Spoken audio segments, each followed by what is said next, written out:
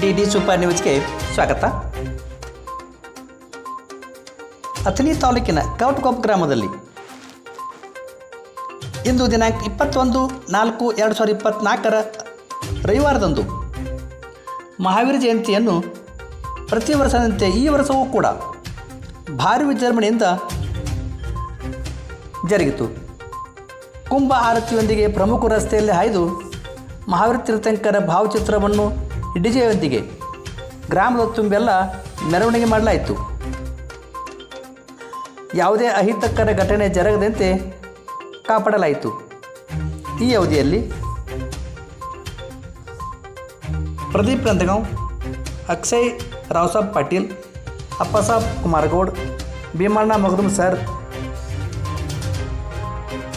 ಸುದೀಪ್ ನಂದಗಾಂವ್, ಬಾಹುಬಲಿ ಕಲಕೇರಿ ಸೇರಿದಂತೆ ಗ್ರಾಮದ ಇನ್ನೂ ಅನೇಕ ಜೈನ ಸಮಾಜದವರು ಭಾಗವಹಿಸಿದ್ದರು.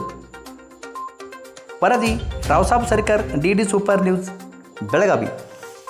ದಯಮಾಡಿ ಈ ನ್ಯೂಸ್ಗೆ ಲೈಕ್ ಮಾಡಿ, ಶೇರ್ ಮಾಡಿ, ಸಬ್ಸ್ಕ್ರೈಬ್ ಮಾಡಿ.